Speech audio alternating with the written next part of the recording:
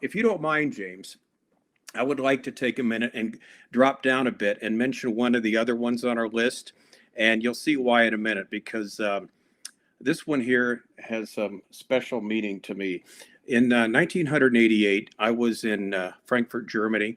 Well, actually, all around Germany, Switzerland, Germany. And basically, I had a great time with the late Dr. A.E. Wilder Smith. His family, all his children are doctors. He was a wonderful man of God. He's with the Lord now. He'd earned 3 doctorates in the sciences. He would debate. In fact, there was a debate he did at the University of London. And he told me about it with, what's his name, Richard Dawkins and another guy. The place was filled with atheists. It was done literally from, I think, midnight to 6 a.m. And he's shish kebab these guys so much, he was threatened by the leaders. This debate never happened. Don't tell anybody about it, because he changed a lot of minds there with the evidence for creation. Anyway, basically, I was having a great time there in Europe. And I wanted to stay longer. I had a flight, to go back, but I wanted to stay longer. So I called up the airlines and I tried to get on this flight closer to Christmas. And excuse me, I'm going to get emotional here. I couldn't get on, so I had to leave when I did. And the flight I was trying to get on was Pan Am 103, December 21st, No. 1988. Yeah. Mm-hmm. Really, Don? Yeah, the first leg of the Dude. trip from Frankfurt to London. Do you guys know why that's... Yeah. That's significant, bro. That's number 15. Yeah. Whoa. Pan Am 103 was destroyed over Lockerbie, Scotland. It was blown up on December 21st, 1988 at 31,000 feet. It killed 259 people on board, 11 people on the ground.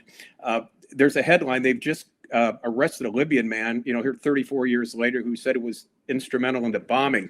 Now, what's interesting about that and why I'm so emotional about it, I flew Pan Am 103, but it was earlier, about a week or two before that. The flight took one stop. It stopped in London, and then it moved on. I changed planes to go to L.A. It was the plane that left Frankfurt, what was going on to New York. That was the one that was destroyed by the bomber. And I remember reading afterwards, and I could have been on that flight. I remember some of the people who got off the plane, like I would have at London, to go on to another flight. And I remember one man saying, I will never forget the little girl I talked to on the flight, that was going on to New York, and just broke his heart. So anyway, whenever I think of that, I think of the grace of God, that I don't have to spend the rest of my life with nightmares. And, when you leave the plane early and the people staying on have to wait on the plane, you see them all sitting there, that those people in a few hours were going to their deaths. They didn't know that. But 34 years later, they have caught the person they believe who have basically built the bomb. He's in Washington. That I've known you for so many years, Don. I'm still processing this, bro. I know. And that I didn't know that you were going to be on that flight. Yeah, well, I don't say that too often. Once in a while, I share it because it's the grace of God. Now, again, the flight I would have been on, it's the first leg. It would have got off in London. I would have got on the one to L.A., not the one to New York.